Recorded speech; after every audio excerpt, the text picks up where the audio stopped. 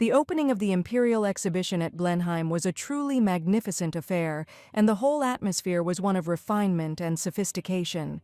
Silk dresses rustled in unison with the quiet whispers of gossip. Guests discussed the amazing flying billboards on multicolored balloons hovering above the perfectly trimmed lawns. The model for the fair was an opera singer named Antonio, and his life-size posters looked almost lifelike. That wasn't all. The event was also supposed to feature a grand session by the best-selling author. Nearby, in a peaceful, picturesque spot in the forest, there was a village with incredible hot springs. The distinguished guests were served an amazing snow wine, which could not be found anywhere else in the empire. And for everything, there was only one person to thank, and this luxury was the merit of Her Serene Highness the Grand Duchess. Duchess Annette, a lady with a sweet smile in a blue dress, appeared before the guests, her eyes not only revealing nobility, but also a subtle spark of coquetry, which made her even more attractive. Suddenly, a young gentleman approached her, who had been looking for her for a long time and could not find her anywhere. The young man tenderly hugged the Duchess around the waist right in front of all the guests, and admitted that he had been incredibly nervous all this time. The venerable gentleman's name was Roik, and he was sure it didn't matter, since the sweet Duchess hadn't yet given him that very kiss. Everything turned out completely by chance. The heroine planned to live quietly and peacefully for a year, get a divorce, and disappear forever. But in the end, no matter what she took on, everything turned out grandiose. Somehow she even managed to charm the Grand Duke of the North, whom every girl in the empire dreamed of. With every moment of her life, she realized more and more that she was born to become a great duchess. It all happened a year ago, in the luxurious Frey's mansion, when the heroine was just thinking about marrying the Grand Duke. After the news of the wedding, the heroine's relative was indignant at why he was being asked to send only 500 deniers to the wedding with the Marquis. For the celebration itself, the Duke decided to send representatives in his place, and the Marquis did not understand what Annette had done and why the Grand Duke was behaving so insolently. Now the heroine was seriously scolded for the fact that she treated the Duke badly, whom she had never even seen in the eye, although knowing the original, sending a representative to the wedding in her place was already too much. Not long ago, the main character found herself in a novel, the story of a saint who overcomes difficulties and finds the love of a duke. Annette, however, took possession of a holy deception, namely, the illegitimate daughter of a famous marquis. She must become a real villain and interfere with the love of the main characters, making selfish plans against everyone. In the original, even after her wedding with the Grand Duke, she remains in the capital and leads the main character on, not letting her live a quiet life. Later, the villain receives her punishment, and one day she is executed by a terrible hanging. But the heroine of this novel is not at all the Annette from the original story, and so she has no intention of staying here or giving up on marriage. Father was sure that a letter of dissatisfaction should be officially sent to the Grand Duke, and the wedding should be postponed until the necessary funds for the ceremony could be found. The lady suggested another option, to hold the wedding in a temple, and decided to take advantage of this marriage as the only chance. Annette stated that if the handing over ceremony were held in the temple, then the budget sent by the Grand Duke would be quite sufficient. A wedding in an evening church without guests alone could have dealt a blow to the family's reputation. For Annette, a wedding was an event where only the vows were important, and she did not want to bother her father with such trifles. For the first time, the gentleman heard something sensible from his daughter, because she had never before suggested saving the family budget. The father gladly accepted the offer and offered in return to call a special priest to perform the ceremony. The first goal that the heroine set was successfully achieved, and she will still be able to marry the Grand Duke for such a sum. Overjoyed, Annette left her father's office but saw her brother in the hallway, who declared that his sister had done yet another useless thing. The eldest son, named Perrin Fries, the main heir of the Marquis, always treated this girl not very nobly. He was unhappy with the fact that the wedding was going to be held without guests, and assured her that the more his sister did this, the funnier she would look in the eyes of the Grand Duke. On the one hand, she understood everything perfectly, but it was just her game, where she set the rules. The heroine knew that the family refused to help the North with the demonic beasts, and the previous Duke of Blenheim, in order to protect the North, was forced to make a bloody pact with a dragon and died. And it was quite natural. The family hated them with every cell of their soul. The brother was sure that their father was trying to use her marriage as a means of curbing the power of the current Grand Duke.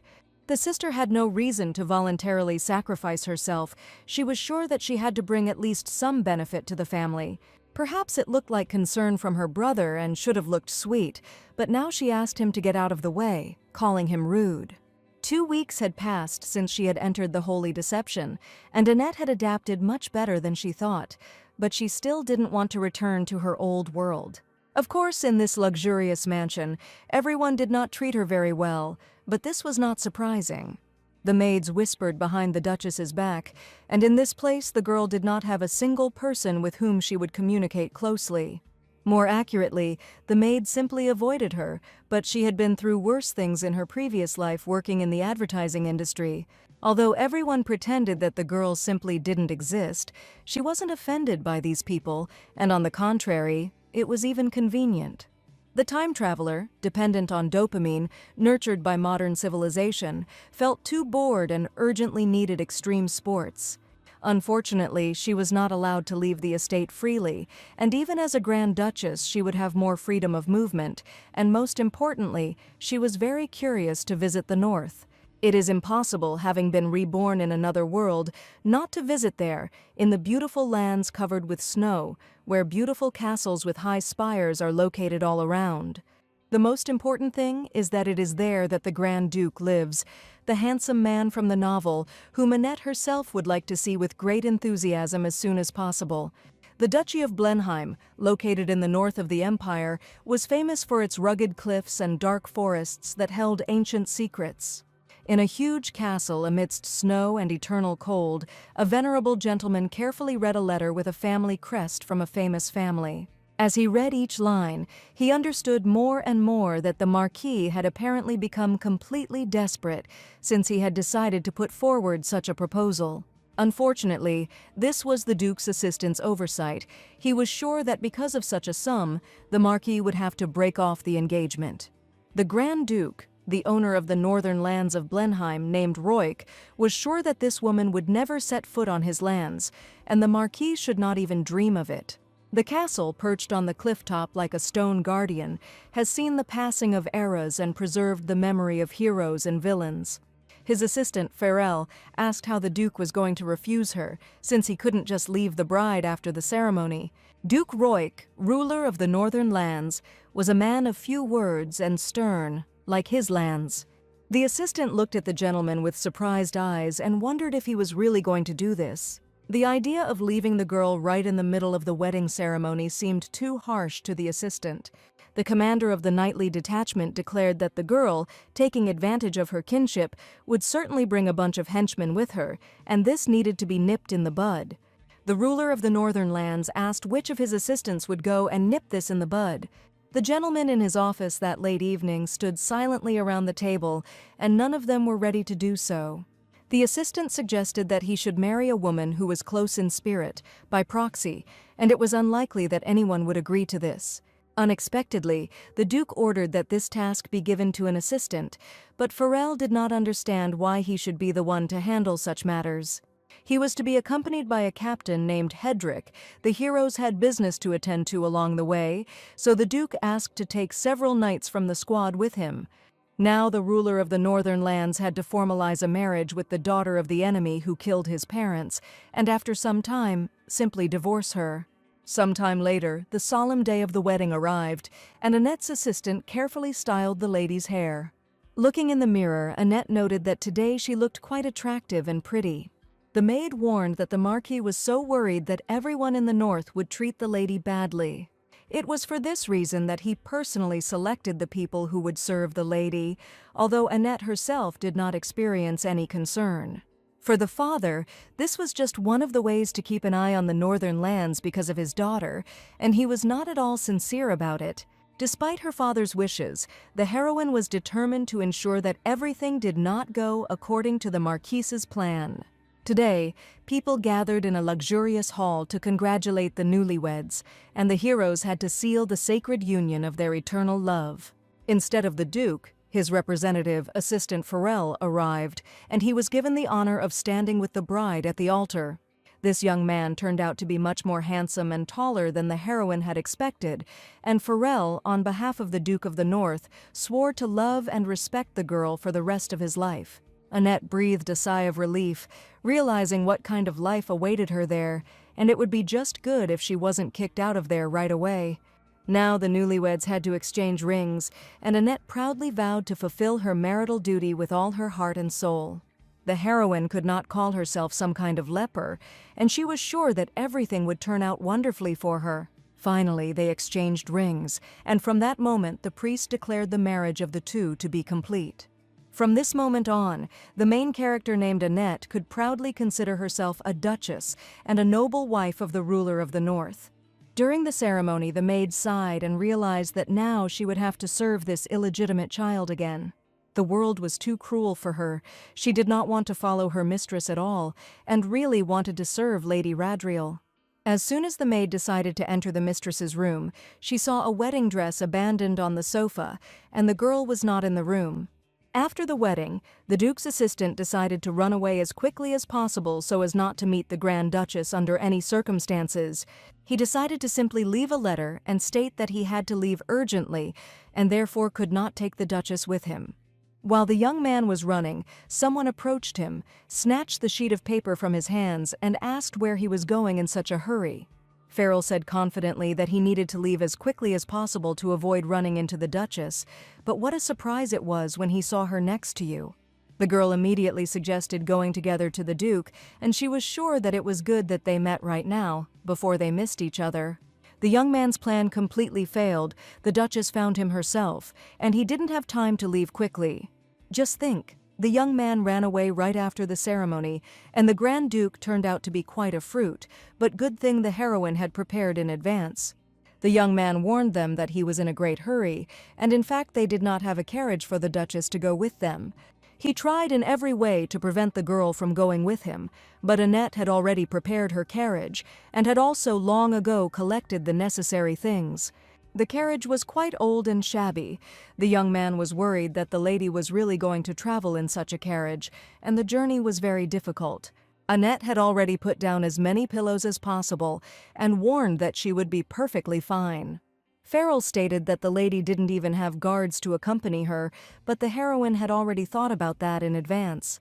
She actually found knights who were ready to go with her to the cold and endless north. The lady stated that they say that these are the best knights of the empire, and they make an immediately impressive impression. Annette suggested that the assistant go first, and she herself was going to follow him, and happily jumped into the carriage. Looking out the window, she thought of only one thing: it had finally happened. She had been waiting for this moment for too long. After the wedding, they finally managed to get rid of the Frey's family, and Annette was incredibly happy about it. The Duke's representative seemed so kind-hearted, and the heroine suggested that this might even be very appropriate. Before the carriage had left, the butler approached Annette, holding a box in his hands, and said that he had brought a gift from the young master. The heroine's brother asked her to give her something in case she suddenly decided to leave right now, and they would never see each other again. It was strange how the brother managed to find out that the girl was going to leave immediately after the ceremony. The brother personally came to the ceremony and then immediately left, and the butler warned that perhaps he decided to give a wedding gift. But Annette had no idea that her brother had actually come to the ceremony, and she hadn't even noticed him there. 2 carriages were ready to set off for the northern lands under the supervision of brave knights. The butler saw the lady off, and the girl was ready to set off into her new life. Suddenly, a maid ran out of the mansion and shouted where her mistress was right now. The assistant looked at Janet in surprise, not understanding why she ran out into her room screaming loudly in search of Annette. Janet wondered if the butler had seen the lady by any chance, and she did not at all expect that she had just actually left. The Marquis asked to be sure to bring her after the ceremony, and Janet certainly did not expect such a turn of events. Only now the butler reported that their mistress had left for the northern land to her new husband, the Duke. And right at that moment, the heroine was looking with interest at the expensive gilded box that her brother had given her. The carriages, accompanied by knights, moved slowly through the ancient forest, paving the way to the northern duchy. The wedding gift from her brother still haunted the girl, and she had no idea what could be inside. Last time, she angrily asked him to get out of the way. After that moment, they no longer communicated, and it was strange to receive a gift from this guy. She carefully opened the box, not believing her eyes, because he certainly couldn't have given her something valuable. Inside the box, on the scarlet velvet, were rare, expensive jewelry that was impossible to take your eyes off. The heroine looked at her gift with interest, not believing that her brother had decided to give it to her just like that. There was also a small note in the box, and it only had 2 lines written on it. If Annette needed help, she needed to contact Arsen's aunt. This meant that my brother had indeed sent it as a wedding gift, with all due respect and gratitude. Not only did he personally come to the wedding, but he also guessed about his little sister's escape plan and took care of her. She was a little nervous about deviating from the original plot, but it turns out she now has an ally. It was good that everything worked out this way, and the lady was enthusiastically ready to start a new life in the Northern Kingdom. After some time on the carriage's journey, they decided to stop so that the horses and knights could rest a little and regain their strength. She didn't even notice how, clutching the box in her arms, she fell asleep right on the soft pillows and slept for almost half the journey. Someone called her by name. The girl opened her eyes and wondered if they had really arrived. She had missed the whole journey. The Duke's assistant said that they needed to make a stop, as another person was about to join them. The heroine asked the assistant, as she had told him earlier, he had too much to do, and he was ready to leave her. He offered to exchange carriages, but the lady refused, and there was still very little time left before arrival, and she decided to just rest and sleep. She slept well on the cozy pillows, and as soon as she woke up, the sleepiness disappeared as if by magic, so the lady decided to go out for a walk and breathe some fresh air. Annette felt quite wonderful. If you think about it, this was the first time she had completely left the confines of the marquisate. Suddenly she overheard the knights talking about what they should do now if they brought this woman. Hiding behind the carriage, Annette decided to eavesdrop on their conversation, because they were definitely talking about her. Someone said that she should have been refused immediately, and that accompanying the lady was not included in the wedding contract, while the assistant tried to calm the knights, assuring them that she was not so bad. There were rumors of a false saint, and they were sure that the lady was deceiving the Duke of the Northern Lands. The knights suggested simply leaving the girl in the forest for someone to pick her up, but the heroine knew that this was all pure slander. Among them there was one good knight who was perplexed as to how one could say such a thing about a noble lady. No matter what happened, he was going to follow the girl to the end, because he couldn't allow himself to do that. While Annette was trying to eavesdrop on their conversation in a secluded place, the commander of the knightly detachment unexpectedly approached her. He immediately realized that the girl was definitely eavesdropping on something and caught her red-handed. The young man did not try to find out anything, but Annette was already caught and wanted the gentleman to simply listen to her, and she did not want to eavesdrop on purpose. Hedrick approached the knights and asked what was going on here, why everyone was discussing something heatedly. The assistant reported that they were escorting Her Grace the Grand Duchess to Blenheim. Hedrick saw out of the corner of his eye that the lady was still eavesdropping on the carriage, but now he knew something. The lady only pretended that she was simply walking in the forest because it was a beautiful sunny day outside. Everything seemed to go well. She was able to eat naturally, and the captain of the Knightly Order of Blenheim welcomed the new mistress. Hedrick promised to deliver the girl safely, but all his knights, it turned out, thought differently. The heroine could now at least rely on someone in this situation, and she understood that Hedrick definitely shouldn't abandon her in the middle of the road. Now she needed to establish relationships with the new heroes with whom she would have to live in the future. Hedrick warned that as soon as they crossed the capital's border, they would arrive in the city and plan to stay at a hotel there. Annette suggested staying at Rosie's Inn. She had heard it was quite nice, but Pharrell was sure it was always crowded and there would hardly be any room.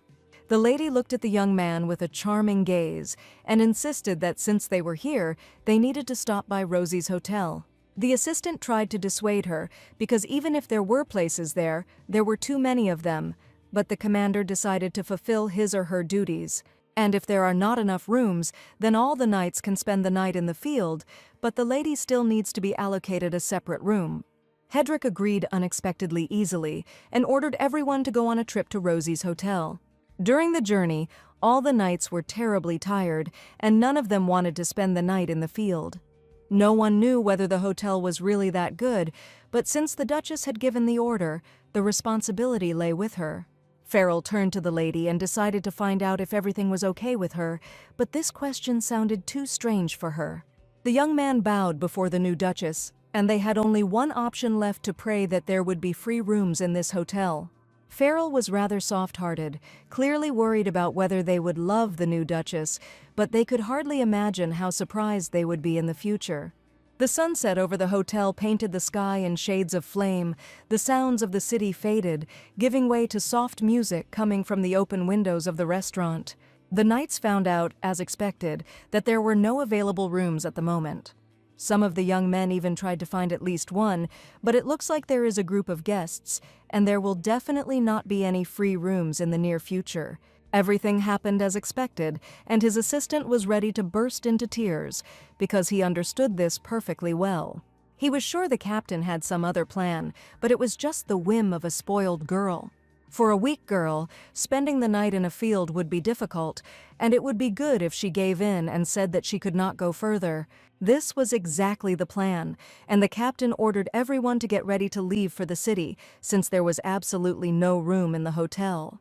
The assistant told the lady about this, and the girl was sure that this could not be, asking her to go and check again.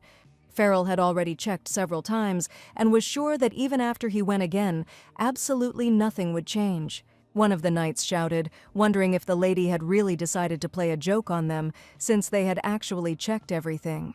The lady handed the assistant some paper while he was sure that everyone would have to spend the night in the field today.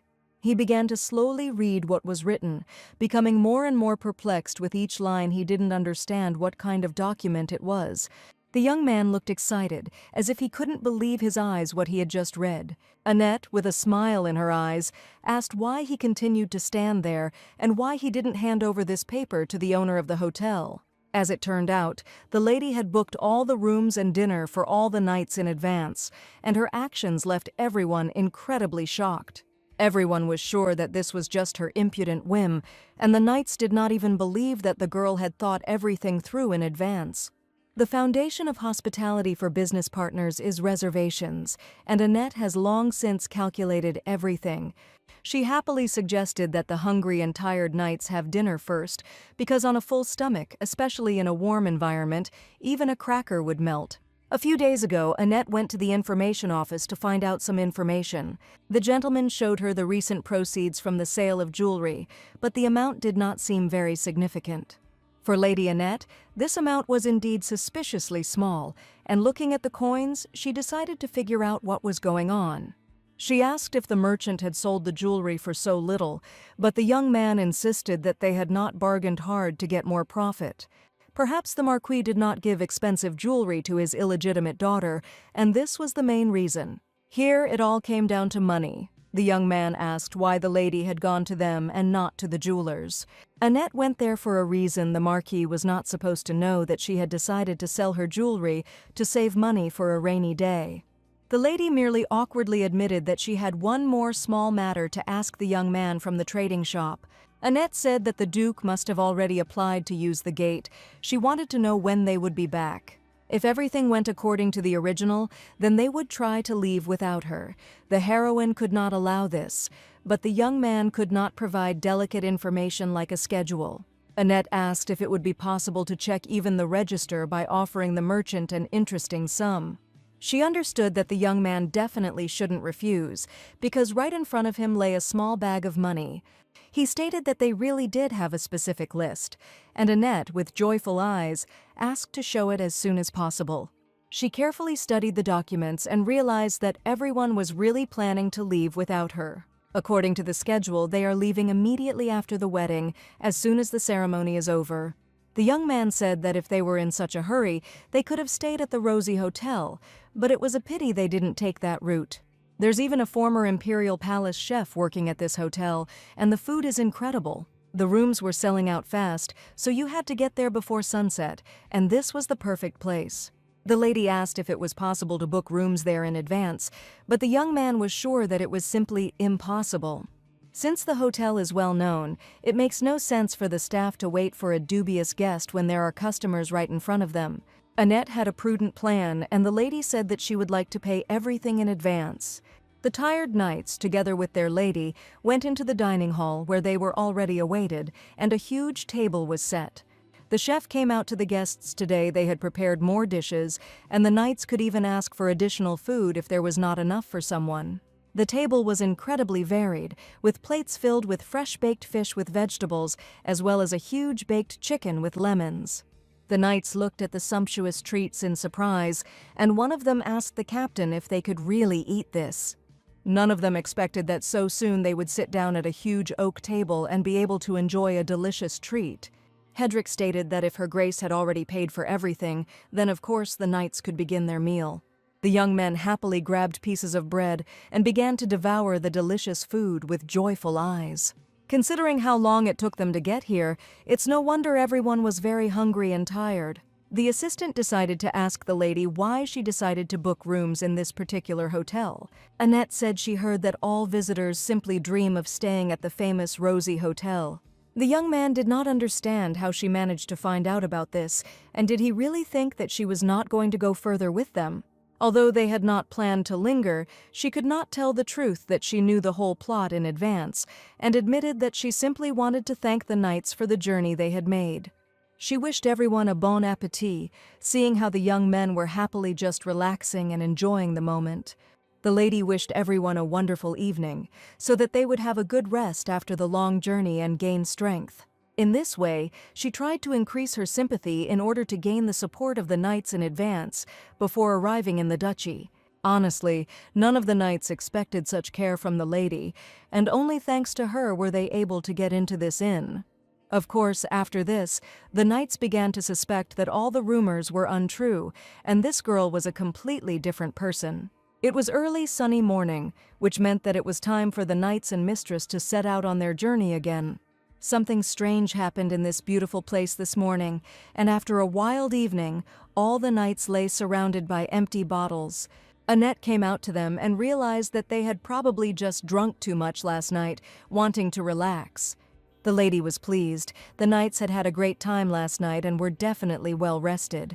Not all the knights had decided to spend their time in this way last night, and among them there was one young man who felt just fine this morning. He greeted the lady, and the lady asked Sir Leon if he had had a good rest. The knight did not expect the lady to know his name. He brought a whole pot of tomato stew for his companions with special care. In Blenheim, they used to make a spicy stew the morning after a feast, and this was something of a hangover dish. A scorching aroma wafted throughout the entire room, and the lady smelled with interest the food she had never tried before.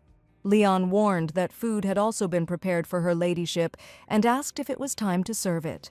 Smelling the incredible aroma of the tomato stew, the lady asked if she could eat the dish with the knights.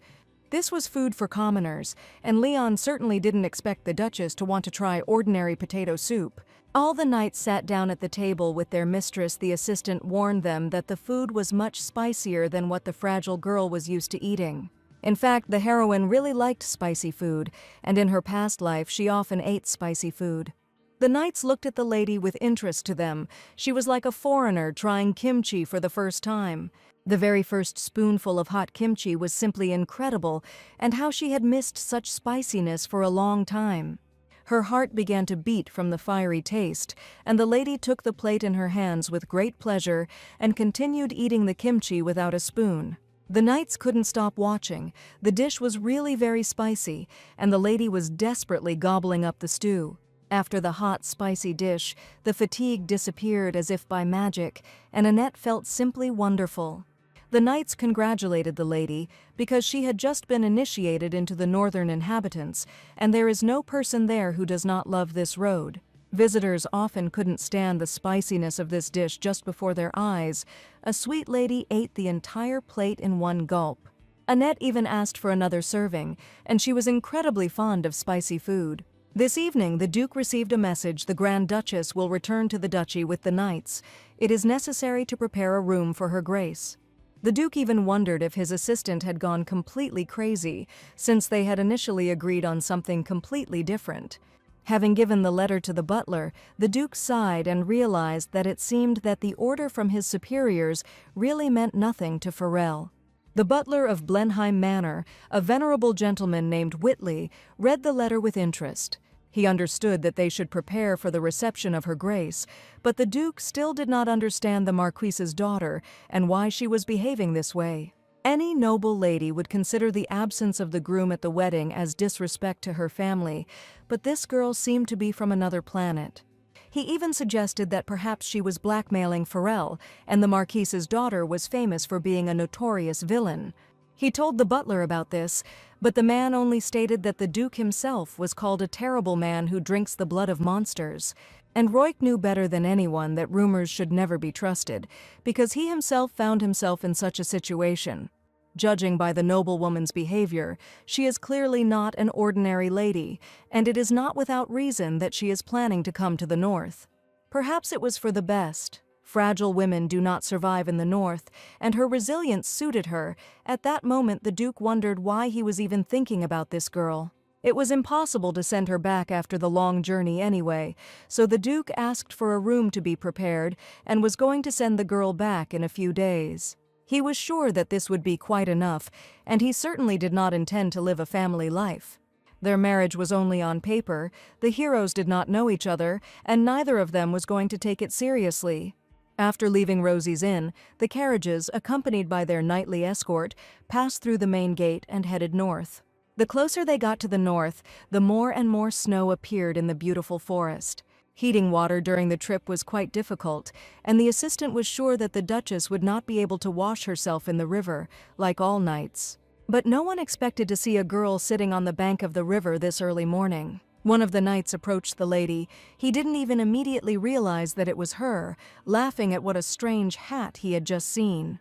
It was one of the knights, Sir Johas was sure. One of the knights was just sitting on the riverbank. Annette smiled sweetly and asked if the gentleman had also come to wash himself with cold, invigorating water. The assistant ordered him to heat water for the lady, but he certainly did not expect to see her washing herself in the cold river. The lady asked the knight not to worry. The river water was very refreshing, and she liked it much better. Johas was incredibly surprised. The girl washed herself in the river, cooked food, and she had already gained the favor of other knights. She slept peacefully in the forest, wrapped in a sleeping bag, and certainly did not look like a noble aristocrat who was used to sleeping in a cozy, soft bed.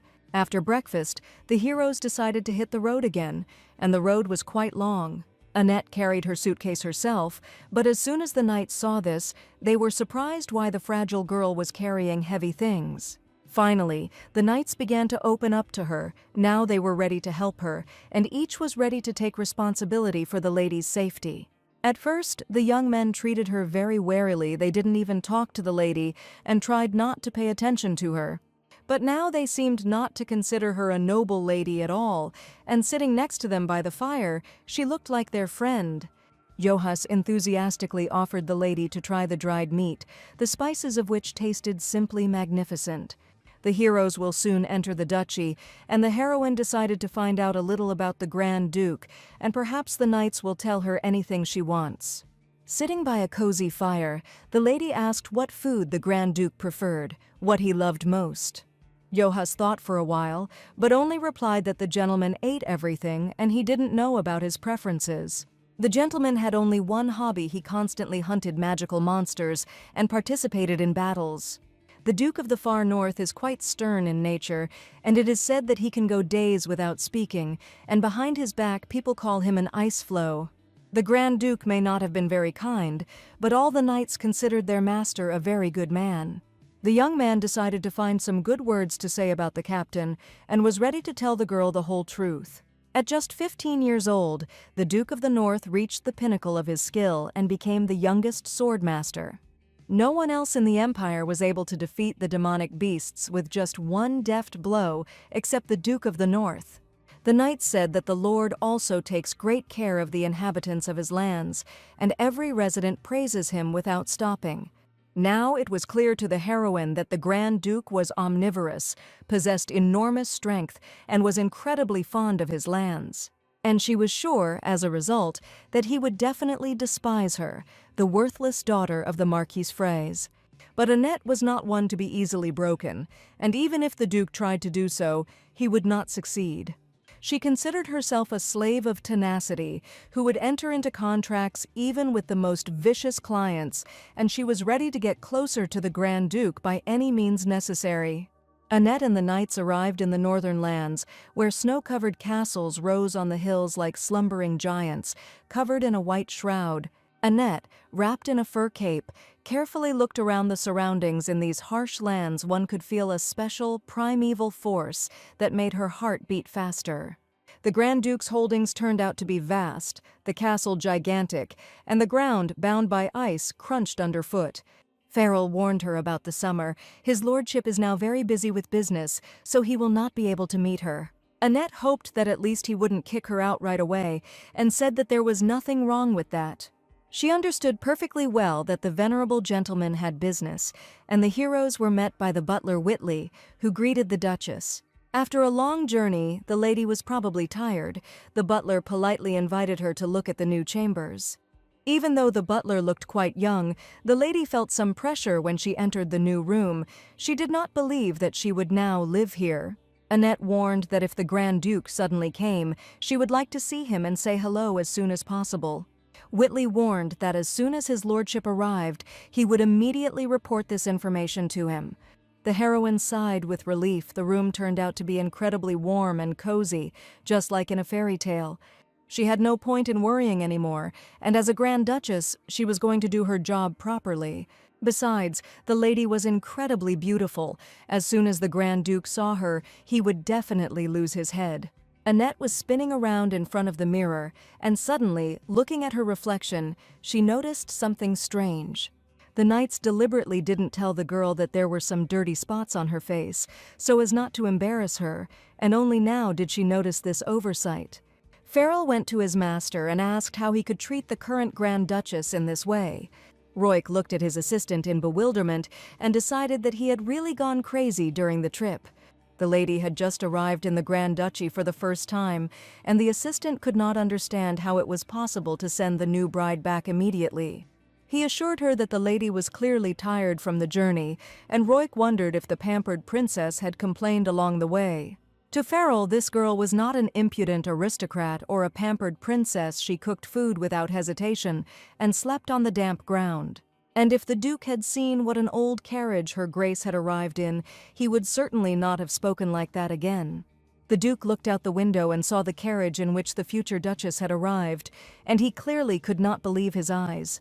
In a small, tiny window, he saw a young lady with long, snow-white hair, which immediately caught his attention. Her long, silky hair reminded the Duke of the snowy mountains that cover the endless, cold north.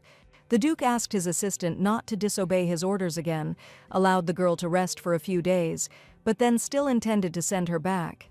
The Duke reflected that it would take patience to travel to the far north in such a carriage, but for this princess it would be better to return to the safety of the capital as soon as possible. Annette managed to rest a little, and after some time she was eagerly awaiting the appearance of the Grand Duke, but the butler said he was still busy. The next day the Duke didn't come either, and the heroine couldn't believe that he really didn't have a free minute. Also, a few days later, the butler warned that the Duke was still busy, and this meant that he would not appear again. So the heroine spent about 3 days waiting, and decided whether the Duke was deliberately trying to avoid her. Since the Grand Duke had done this, the heroine had no choice but to take action right now.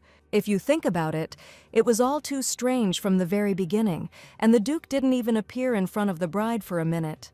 The next day, Annette told the butler that she would like to see the magnificent castle. The butler warned that the castle's structure was a military secret, and that personal permission from his lordship and the Grand Duke was required to inspect it.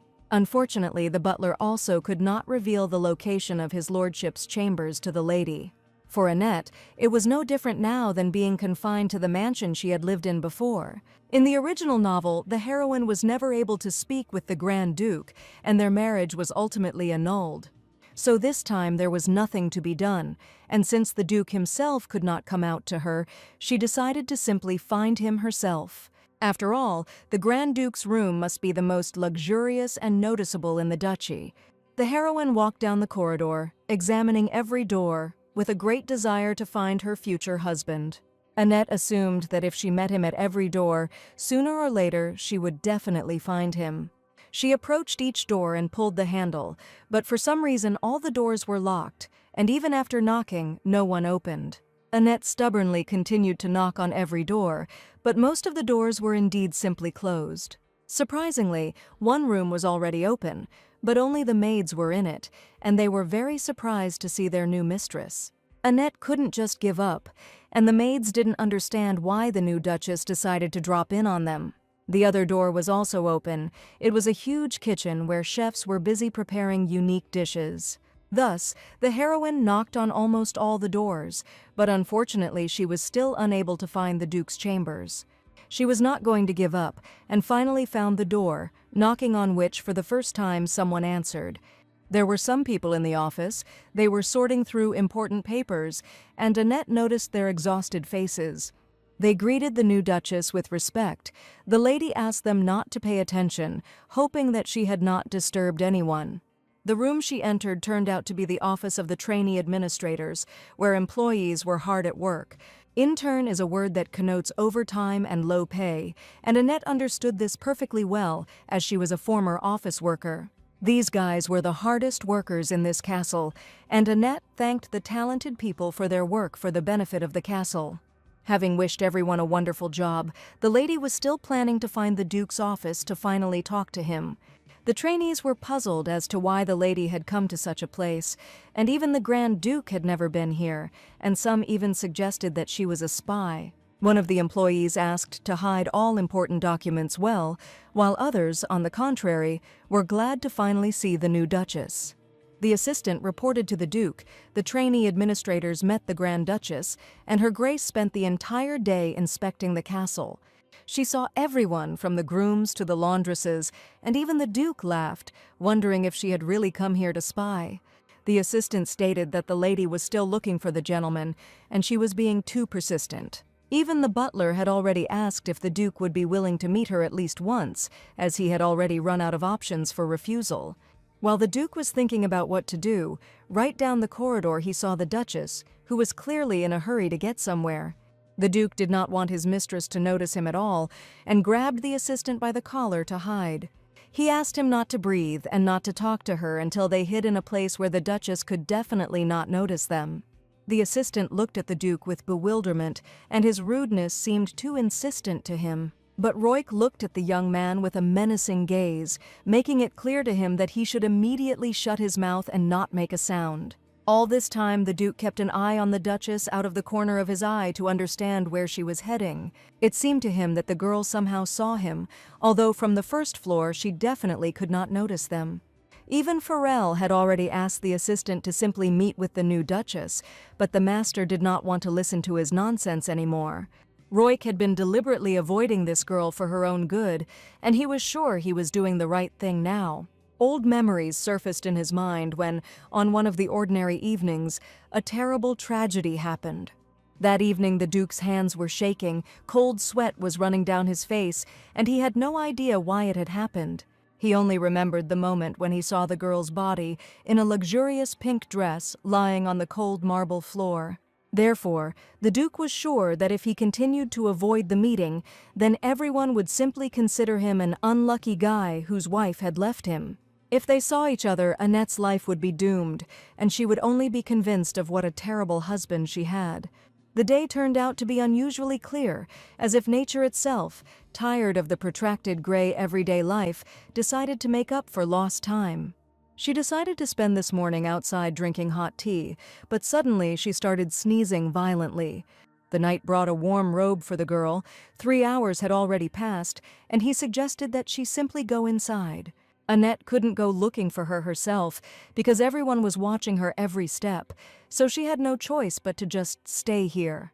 The knight also could not reveal the location of his lordship's chambers, and Annette decided to inquire why the master continued to avoid her.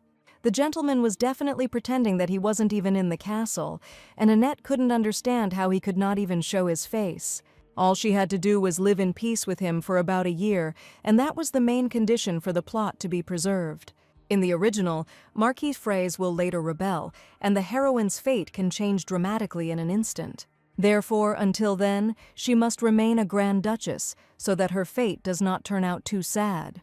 Her plan was to live quietly and unnoticed for a year, then get a divorce and move somewhere far away, but to do this she needed to meet with the Grand Duke and come to an agreement. The knight understood perfectly well that the lady simply wanted to see him and decided to lift her spirits by offering her some tomato soup.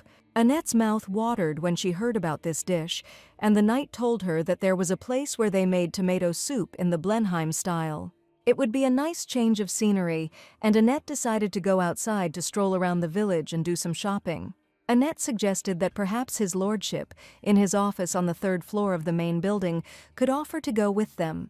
The knight happily agreed, but the next second he realized what a huge mistake he had just made.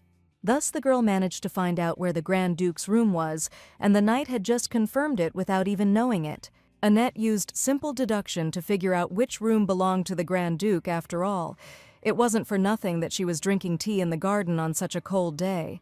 The owner of the castle is unlikely to choose a room without a view of the garden, so it must have a beautiful view of the northern lands.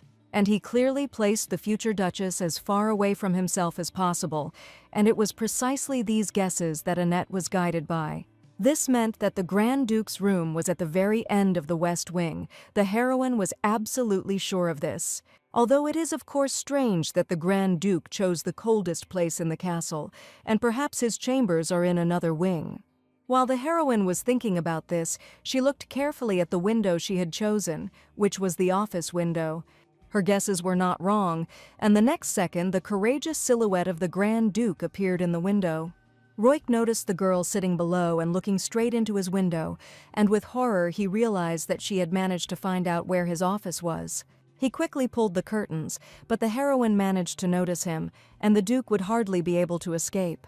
No doubt she felt uncomfortable because the Duke clearly saw her looking out of his window. The Grand Duke behaved like a little boy. He hid behind the curtains trying to calm his heart, which was beating incredibly hard. Their eyes had just met, and the Duke was sure the girl had definitely guessed that it was him, because she was definitely not a stupid chicken. What interested him most was the question of why Naden did not look after the princess, since she might catch a cold from drinking tea in a cold place. On the one hand, the Duke was worried about his wife for some reason, and did not understand why such strange thoughts were visiting him. If Annette caught a cold, it would be a huge headache for the Duke, and he would have to look after her, wasting the castle's resources. Annette, accompanied by a knight, arrived at the largest street in the north, where even the floor is paved with gold, which is why everyone calls this street Gold Lane. It looked simply dazzling. Instead of stones, there was real gold here, mined in gold mines, and it seemed that the Marquise's words about rich lands were true. Annette smiled, because the Duke spent an incredibly small amount on their wedding, and the roads in his city were paved with gold. She would have gladly burst into his room right now, but she simply decided to go to the most famous store. There aren't many luxury shops here because life in the north is very different from life in the capital. People in the north don't really follow fashion, and they don't like standing in long lines to buy anything. To put it mildly, these people are practical, but to put it mildly, they are simple-minded. Since Annette had come here to look around, she had no reason to rush, and the heroine was going to have a wonderful time. After some time, she still couldn't find anything, and the shops here turned out to be quite strange. However, in one nice little shop, she managed to find a nice, soft pink hat that matched her face incredibly well. The peak of this hat turned out to be too unusual, and Annette decided to try on leather gloves. She was quite ready to buy them and decided to look at the price first, but to Annette's surprise, the price turned out to have 3 zeros. For such a huge price, one could buy an entire house, and the girl exclaimed in bewilderment why leather gloves were so expensive. The shopping was boring, the things were uninteresting, and the salespeople seemed rude. In a sense, this was entirely expected. There's no point in being polite in the isolated north, and you won't get any more customers anyway. The lady admitted that she was tired and really wanted to have something tasty to eat, so the knight offered her to try that very tomato soup. There was an inn nearby run by Sir Leon's parents, and the knight suggested they go there. Indeed, the knights told about this establishment and even suggested that the lady visit her parents' hotel, which is famous for its excellent cuisine. The heroine just wanted to look there, because delicious food is the best thing in the world. They said it was quite a famous place, but as soon as Annette entered the establishment, she noticed that there was absolutely no one there. They were met by Léon's kind parents, the innkeeper named Marie, and her kind husband Jacques. Annette admitted with a smile that she had heard that Madame had extraordinary culinary skills, and Sir Léon had praised her signature dish. She was pleased to be received so cordially, for hitherto all who had recognized her in Blenheim had looked upon her with disdain. Marie was incredibly happy that her grace knew their son Leon. It was a great honor for them. Jacques asked what dish the lady would like to receive, and she only had to say so. They were ready to fulfill any request. Annette asked without hesitation to make tomato soup, very spicy and thick, the very soup that all the inhabitants of the north love. Marie asked for this to be provided to her, and for depth of flavor they added white wine to the tomato soup. After some time, the innkeeper set an incredibly luxurious table, and a delicious aroma spread throughout the entire room. Marie was so happy and really wanted to treat the lady, so she even prepared several dishes. The lady wished the future Duchess bon appétit and was confident that she would definitely enjoy the signature dishes. Annette invited Marie to dine together, but the lady was worried about how she could sit at the table with the Grand Duchess. The girl just smiled sweetly and admitted that she would be too bored eating alone, and she would like everyone to join the meal. She also turned to the knight, asking him to sit down next to her to try some delicious treats. The knight and Leon's parents gratefully joined in the delicious dinner, and the atmosphere was incredibly cozy. It really was the best tomato soup the heroine had ever eaten in her life. Jacques was very glad that the lady liked the treat, and the future ruler of the north appreciated their tomato soup. The lady didn't even notice how she drank 3 glasses of wine, and the knight warned her not to drink too much. Annette asked him not to worry, because she had never met a man who could drink more than her. After all, she was officially recognized as the alcohol connoisseur of the company, and this was her last memory of that hotel. When Annette came to, she found herself in a very strange situation. She remembered absolutely nothing. She woke up lying on the floor in the Duke's office, and a gentleman in a white terry robe was lying right on top of her. When Annette woke up, she saw the Duke's face in front of her and could not remember how she ended up there. As expected from the lady, she managed to have a fun time in the tavern, and the glasses flew off one after another. Even Jacques had already suspected that the lady had probably had enough of drinking, but Annette assured her that everything was perfectly fine with her. In her past life, all her friends called her the Queen of Drinking, and she could drink as much alcohol as she wanted. In her previous job, where she had to entertain clients, her job was to get advertisers drunk so they would agree to unfavorable terms. Even then, some whispered that Annette had only advanced through such meetings. Annette told Leon's parents at the tavern that the people here didn't really accept her, although she had nothing against the people of the north. Jacques was surprised that anyone would dare to dislike the future Duchess, since she was now a true northerner. Annette knew that strangers really thought that way, and some actually treated her with great respect. Jacques considered the legitimate Duchess of the North worthy of adoration, he dared to say. Soon others would appreciate her as well. Marie assured that the Northerners were only stern in appearance, but in reality they were very warm-hearted, and surely the same could be said about the Duke. The lady believed the Duke would be a good-natured man, but she had never seen him before, and perhaps his lordship was simply shy. The girl said she would like to get along with the Duke, but all he does is avoid her.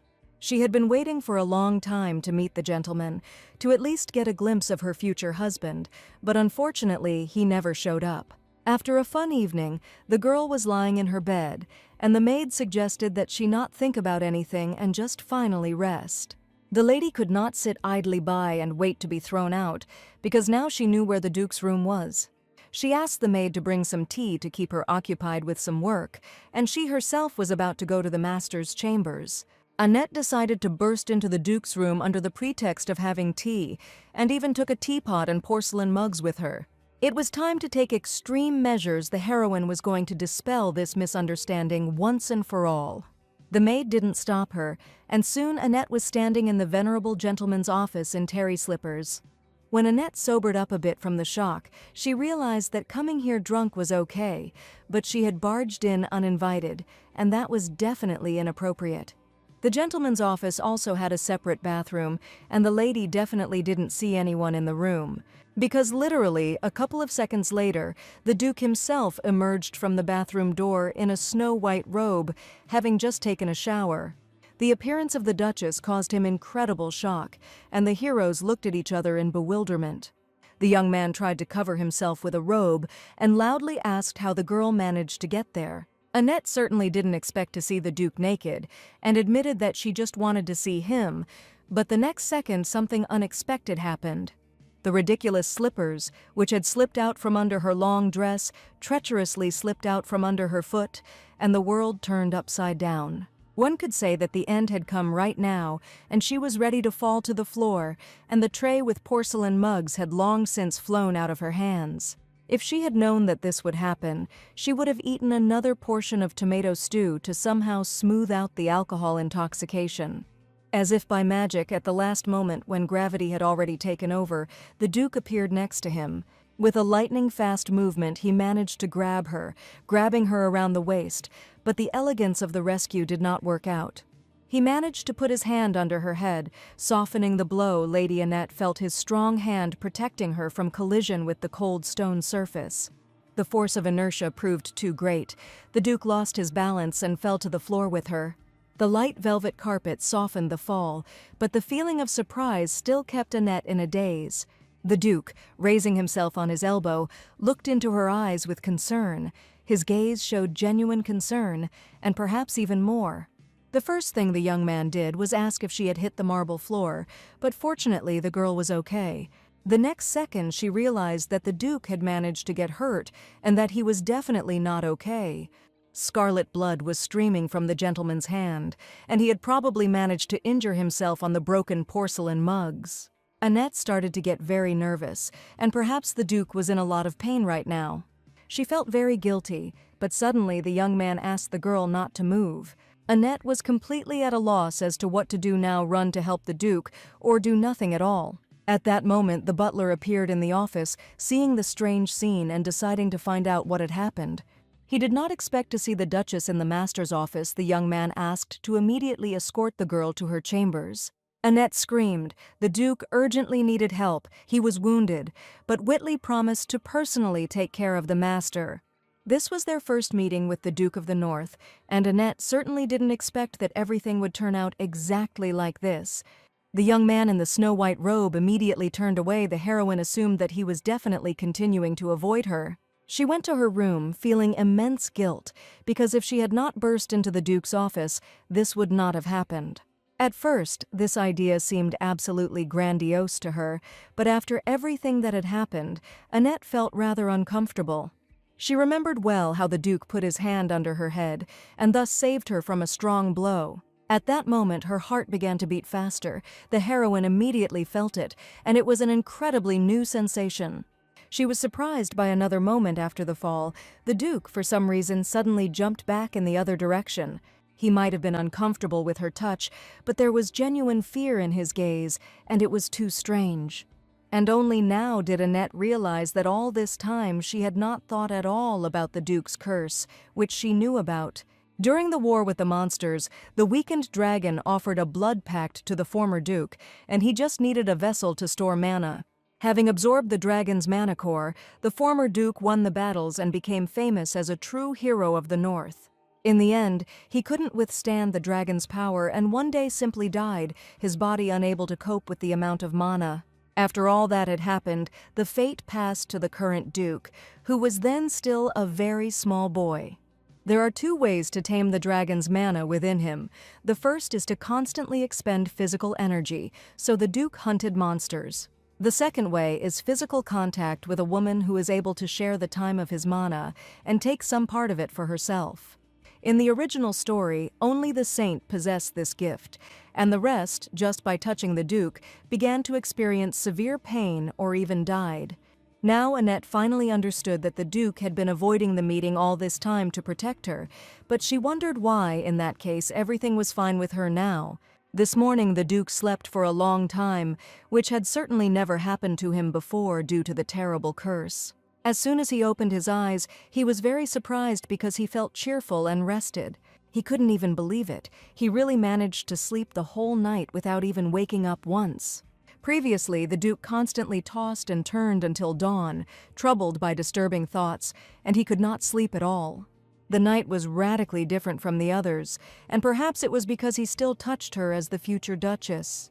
Roik remembered that moment very well, when the lady was too close to his body. He felt the girl's mana begin to flow into his body, and it was too incredible, a previously unfamiliar feeling of peace. For the first time since the day the Duke was cursed, he finally felt alive.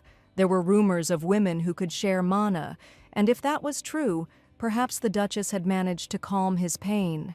After this, Roik decided not to beat around the bush any longer and frankly told the lady the whole truth. The young man warned the girl that she needed to return to the capital immediately and do it as quickly as possible, which Annette did not expect at all. Hearing this proposal, the girl was surprised and really wanted to find out why the Duke made such a decision. She didn't want to trust her fate to anyone at all, and she was sure that the Duke's will should at least somehow intersect with her desires. The Lord understood that one dragon, which had once wounded his entire existence, was enough for him, and there was nothing more terrible than craving someone's touch all his life. From now on, Annette was married to the Grand Duke, and declared that the North was now her home, and the young man asked her to go somewhere. Roik seemed not to hear her words. He promised to prepare a carriage tomorrow and also assign guards to accompany it.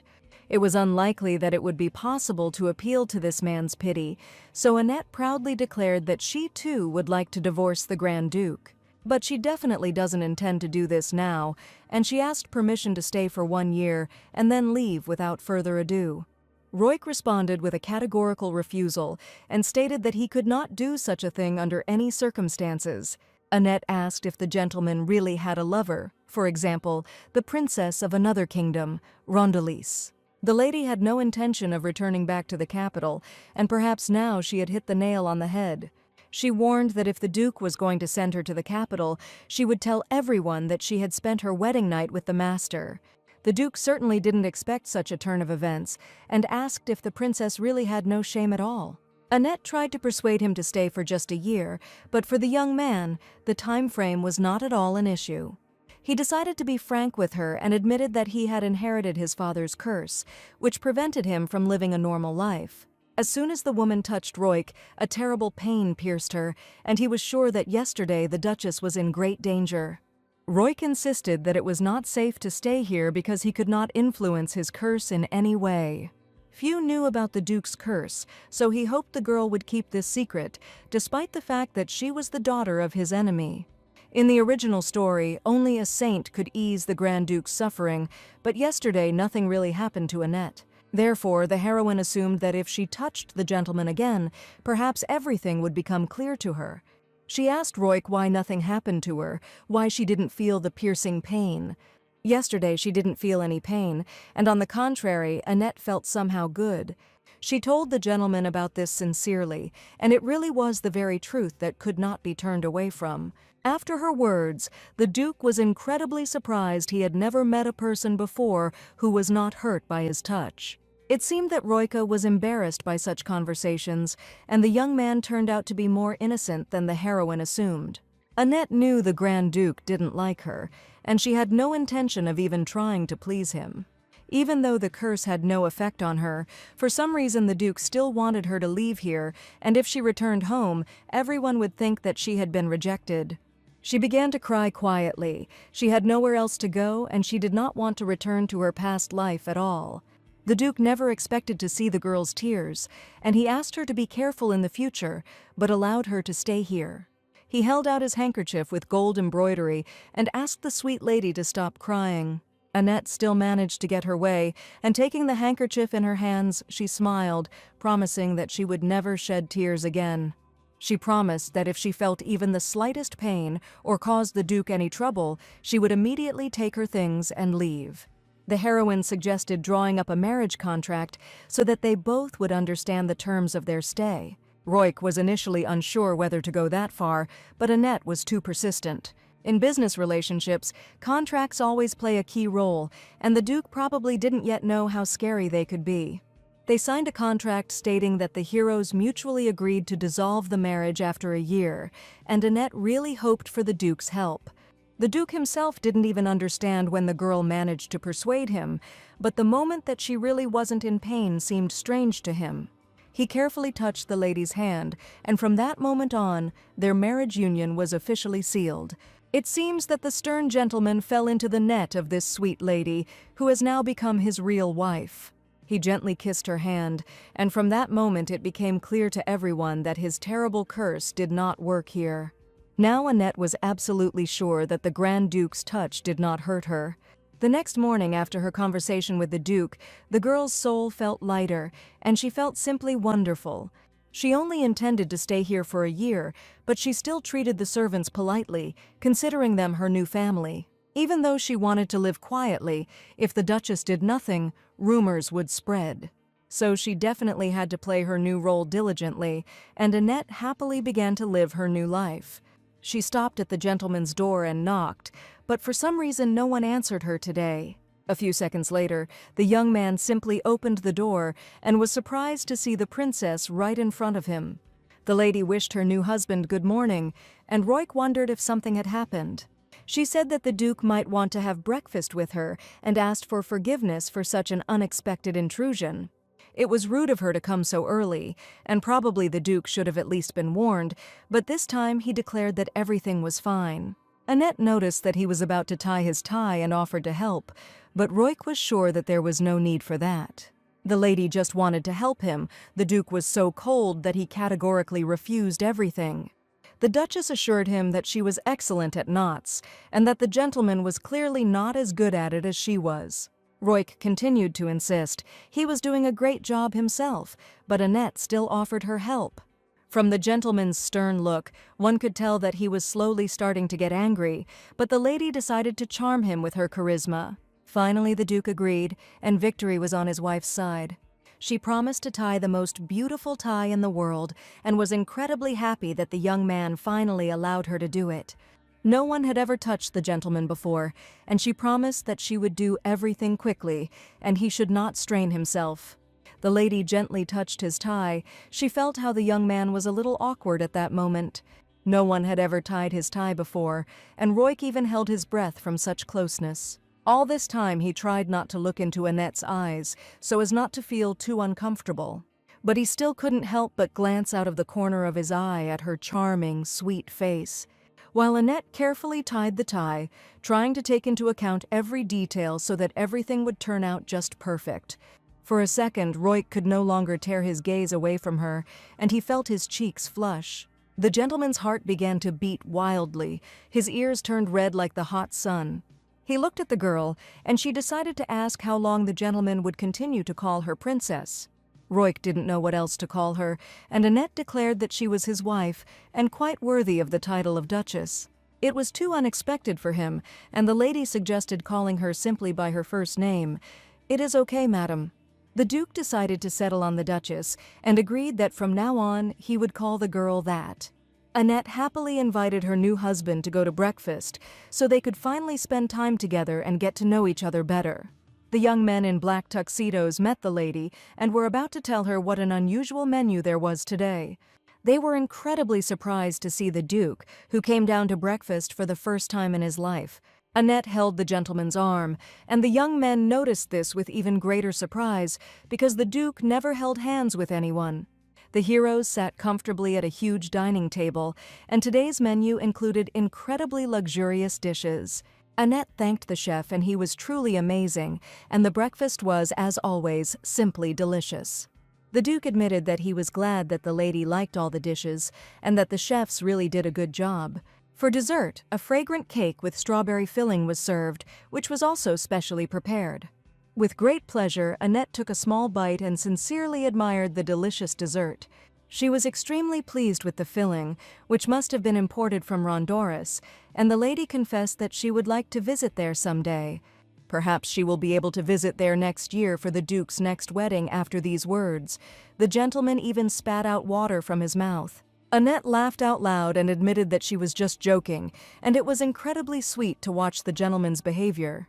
Every day the heroine tried to brighten up her weekdays with meetings with the Duke, but even so, she had too much free time. If this were the original plotline, the lady would have no end of things to do, but as it is, all she can do is walk and drink tea. She met the butler, who warned her that his lordship planned to take a stroll in the garden that afternoon. It sounded like an invitation, but she couldn't believe that the Duke really wanted to see her. Whitley is one of the few who knows about the curse and the Duke. He helped Annette because he knew that the curse does not work on her. Wrapped in warm clothes, the girl went out into the yard, which was covered with crunchy snow. At last she met the Duke himself. He stood there, illuminated by the rays of the winter sun, looking straight up into the sky. She walked straight up to him and greeted him while Roik looked at her silently. The lady admitted what a coincidence. She was just getting ready for a walk and allegedly accidentally saw the gentleman. They decided to take a walk together, and the lady asked if the Duke was avoiding the maids because of his curse. To be honest, the Duke had enjoyed being touched by others before, and when physical contact could lead to death, you start to avoid it. The worst thing was that the Duke was not allowed to tell anyone about this, and it must have been simply unbearable for him. She noticed that the Duke's tie had slipped a little, and the young man had already changed his clothes that morning after training. Annette offered to straighten his tie, but it turned out he hadn't bothered to retie it, and the lady had been tying it so carefully. It turned out that the gentleman simply took it off, carefully, timidly, and then put it back on in the same way in which she tied it. Perhaps he really did like him, but the young man said that he simply considered it inappropriate to untie him when the girl was trying so hard. Annette laughed and warned that from now on the gentleman could untie his tie at any time, and if he wished, she would be happy to tie it again. This attitude was a little unusual for the stern, cold-blooded gentleman who had never experienced warmth in his life. It seemed as if he was beginning to feel something in his body that he had never felt before meeting this girl. Annette thought the Duke was a real cutie and decided to try to get closer to him so she could see this side of him more often. And the 3-visit-a-day operation was starting right now, so that same evening Annette was standing outside his office door again. In fact, she was planning to get closer to him so that he wouldn't be able to push her away later, and she decided that she needed to imprint her face into his memory. Of course, she couldn't tell him exactly that, and some excuse was needed, so Annette decided to simply say goodnight. The young man admitted that he was not dressed appropriately, but the lady asked if, by his logic, she was also dressed inappropriately. Naturally, her outfit was just as inappropriate, but she probably didn't realize that was the main problem. This evening, Annette decided to talk to the Duke by any means necessary and stated that it was too cold in the corridor, asking to come in for just a second. She managed to persuade the gentleman again. He realized that this girl was definitely impenetrable. Annette sat down next to his bed, took the gentleman by the hand, and warned that she was not going to eat him alive, suggesting that he simply relax.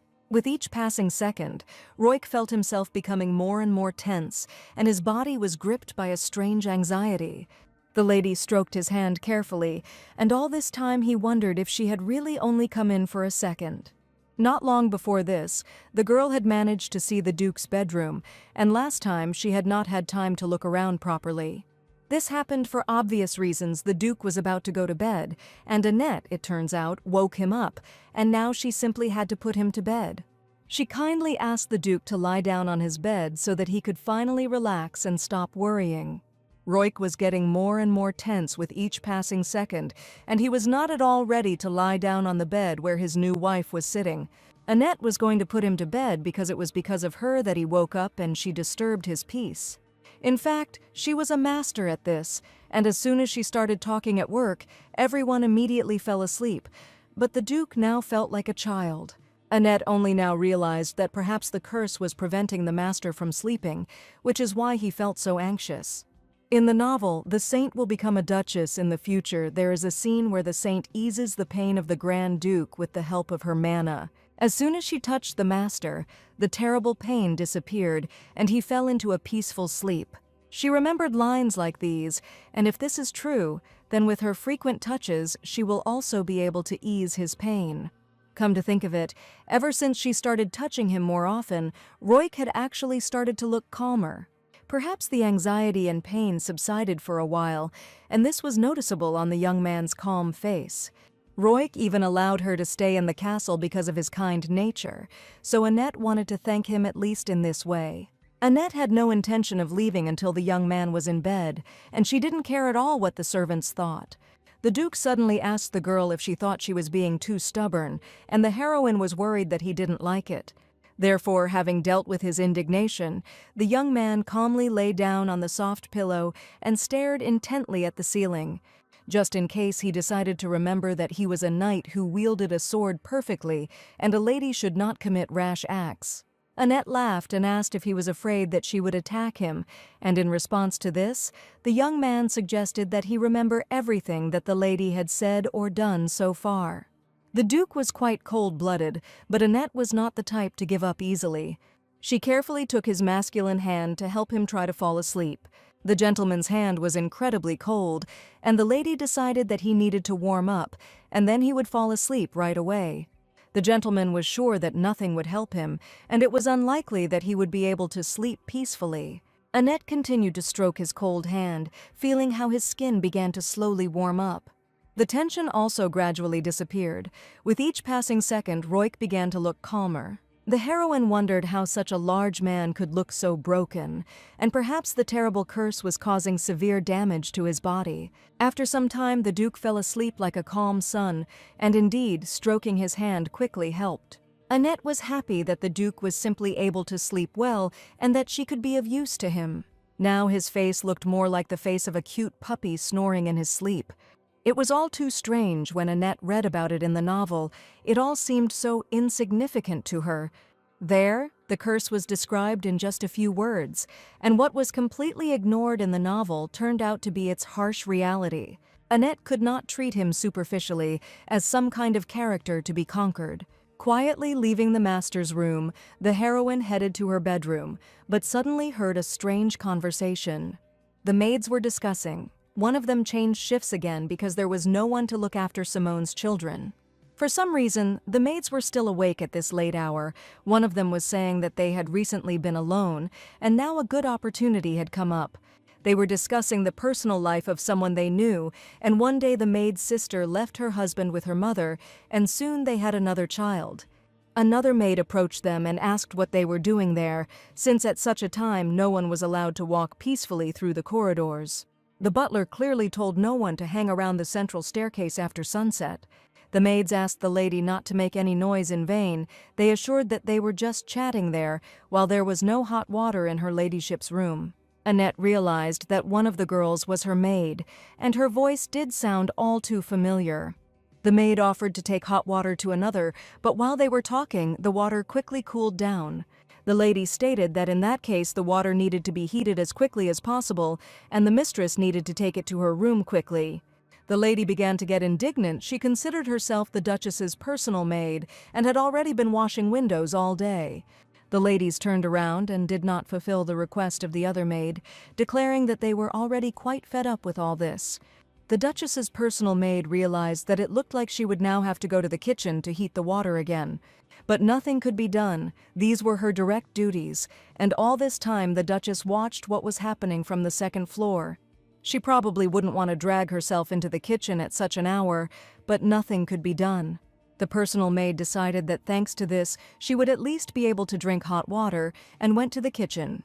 Annette decided that next time she would have to ask the name of her personal maid, so that she could finally get to know the residents of the mansion. At that moment, the lady noticed something strange. The maid turned around. It seemed to her that someone was watching her.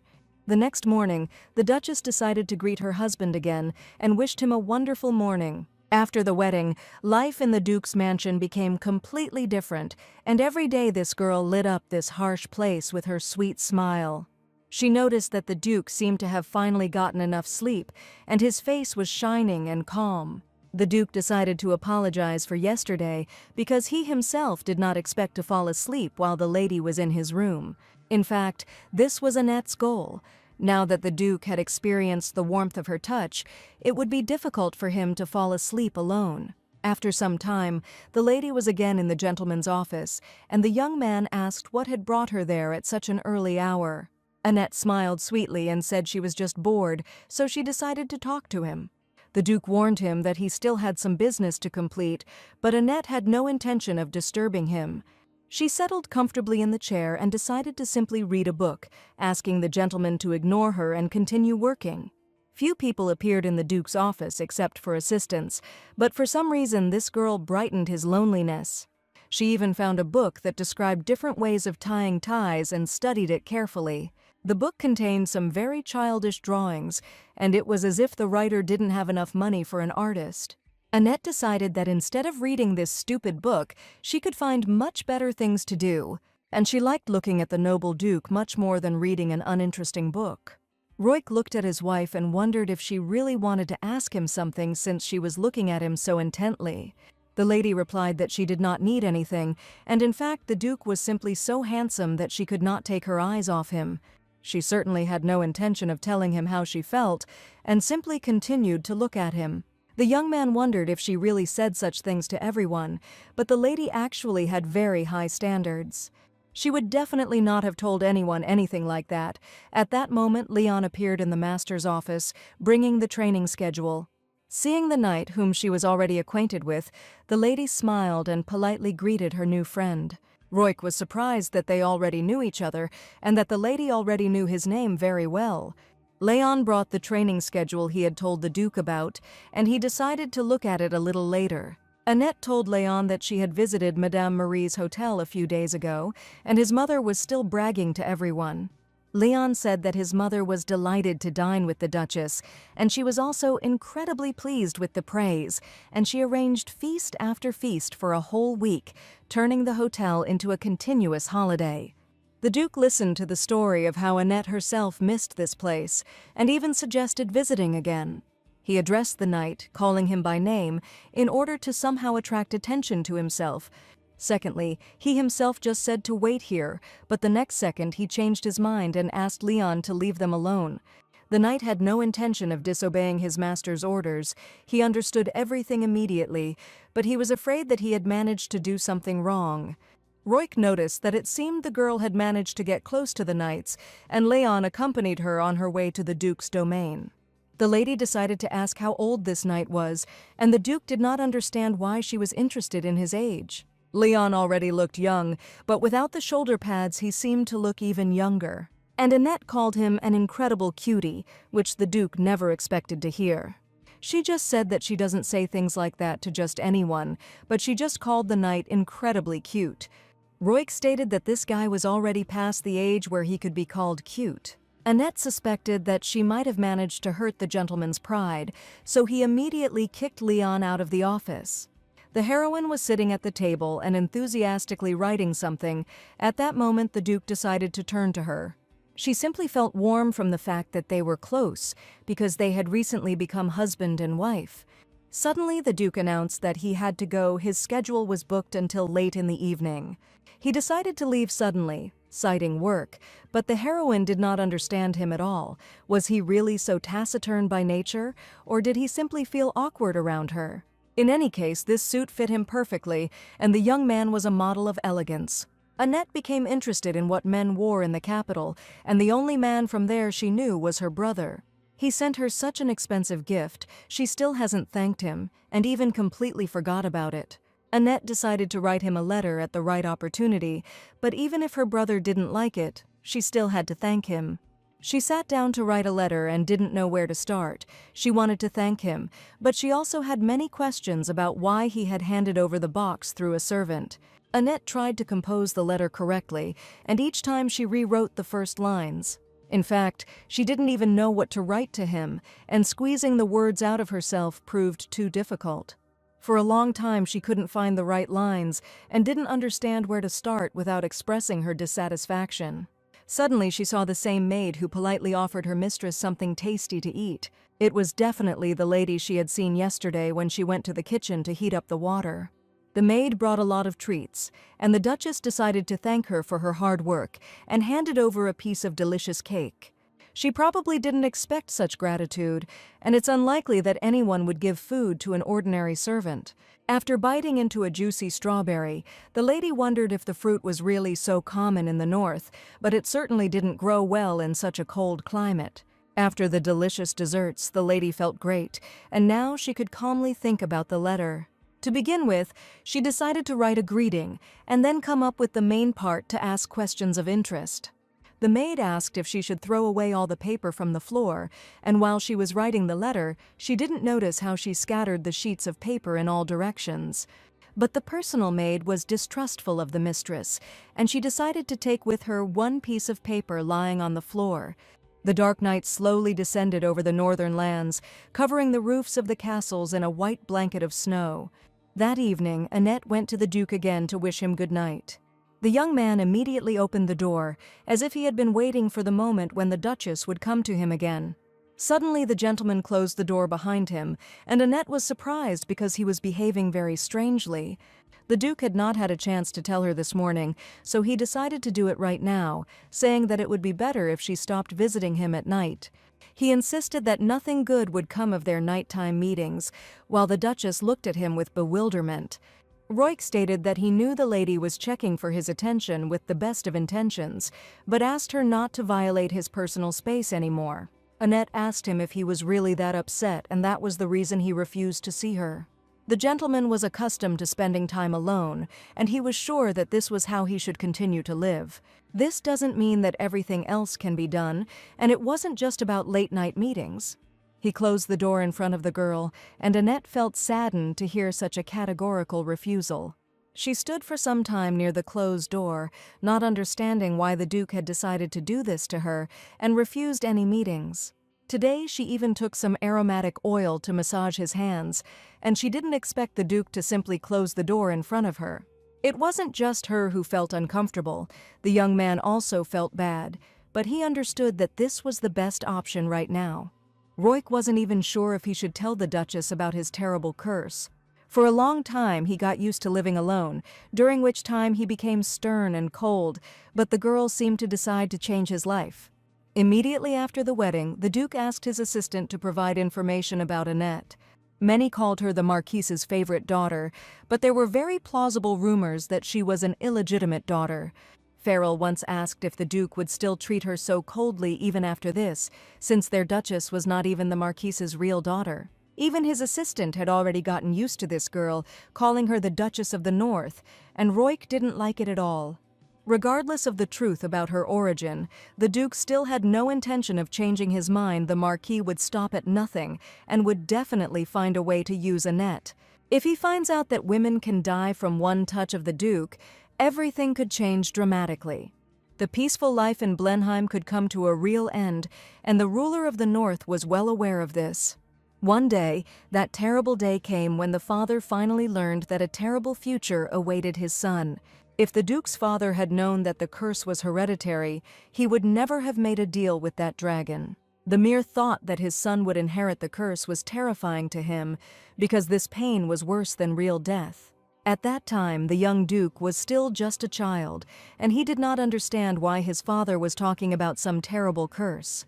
Father had no other choice, but Roik was different. This curse and blood carrying terrible pain had to end with him. He looked thoughtfully out the window. It was still chilly outside, but even in such weather, spring was still bound to come. Roik only had one thought: would Annette like the spring in the northern lands? And this time of year was special for him. Annette's diet included delicious fresh strawberries every day, and she once admitted that she absolutely loved fruit. The Duke noticed that even while eating an ordinary piece of cake, the girl's eyes sparkled, and she always repeated that the strawberries were very tasty. The girl always had a sunny smile on her face, and her voice was incredibly gentle. Near her, even the coldest winter becomes spring, and even the harshest snows can melt away. Roik remembered her phrase perfectly, and without further ado, after a year of living together, she promised to leave forever. The Grand Duchess would not be staying here for long, and the Duke understood that she simply needed a place to stay for the time being. So he must not get used to her warmth, otherwise he will never be able to return to his past life. Annette's presence only dulled the pain, but that didn't mean she could lift the terrible curse. That's why Roik was sure that he shouldn't get close to anyone, and that was the maximum he could let her get close to him. The butler arrived to the master and reported that, on his orders, they had placed an order and that almost everything was ready. Now, every day at dawn, a double portion of strawberries will be delivered, and this is exactly what the gentleman asked for. He also asked to put a side table next to the sofa in his office, and his request sounded strange. The butler immediately understood everything. This was for Her Grace the Duchess, and a small table would be just right for her. Whitley was sure that it would be quite comfortable to rest a hand on such a table, and the Duchess would be madly happy reading a book and eating strawberries. The Duke did not at all want to think that Annette was influencing him, and he was sure that it meant nothing at all. The Duke decided to ask for a small table because when the lady was next to him, he noticed something. Annette never asked for anything luxurious, and she did not look like an impudent aristocrat. She had no need for two comfortable conditions, and she read the book in an uncomfortable position. Just recently, Annette had been touching her shoulder a lot, and the Duke thought that perhaps it hurt. He saw that she was uncomfortable, and he couldn't pretend that he didn't notice, so he was sure that this would be enough. Spring had finally arrived in the far north. The trees were slowly turning green, and it was already possible to be outside without outerwear.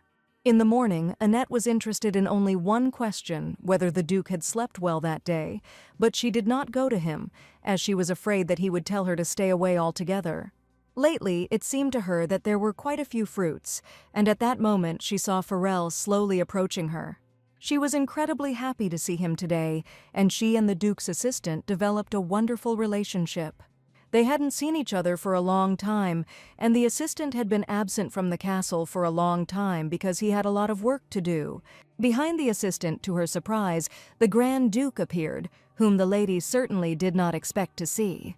She was sure that now he would try in every possible way to avoid the meeting, but for some reason today he decided to come. The Duke was heading to the watchtower, he had business there, and the lady asked if he had decided to take a walk. She was sure that today would be better, but apparently the gentleman was still not in a good mood. Farrell asked if the lady had actually read the book, and it turned out that she had indeed read a cookbook. The Duchess happily showed off a new book that had caught her attention. The assistant carefully read the title of the book, and from the title alone, everything became clear to him.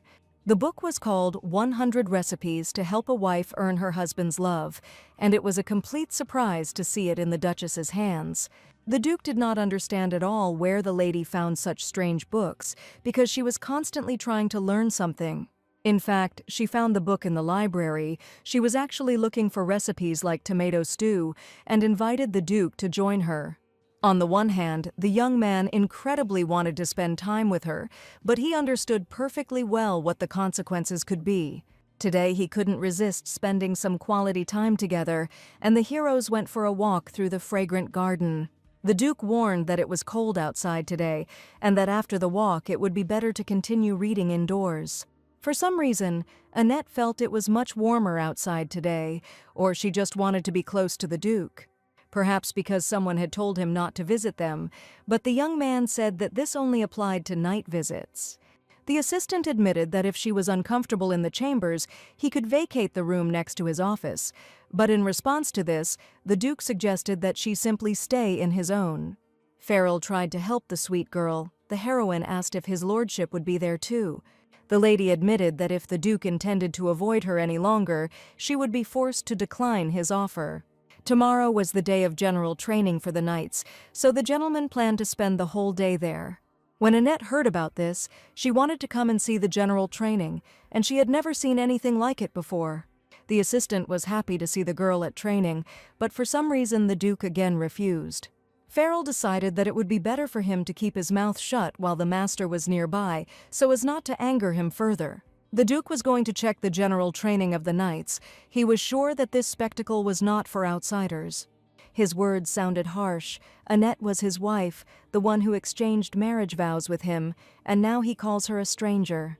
The representative who had married the girl instead of the Duke was standing right there, and the lady was angry that he was treating her like a stranger. There was a ring on her finger, and she remembered very well how the Duke's assistant personally put the ring on her ring finger. The lady turned to the assistant, stating that there was indeed a wedding ring on her hand. Sooner or later, she would still have to formally introduce herself to the knights. The heroine just thought it was a good opportunity since they would all be gathered together. For some reason, the Duke stood silently, and Annette asked if the gentleman really didn't plan to introduce her here at all. He hadn't originally planned on bringing her here, so when she arrived, he hadn't thought it through at all, and he really did look like a terrible husband. Annette was not ready to believe that the Duke was so indifferent to his wife's affairs, and this certainly could not happen. Her words sounded convincing, and the young man agreed, inviting the girl to greet the knightly order during a general training session. Annette was delighted with his consent, and thought this event could be considered wonderful. She completely forgot that she had some things to do and told the boys that she was going to do something. The commander ordered his assistant to gather all the knights on the training field immediately, even though he was going to the watchtower.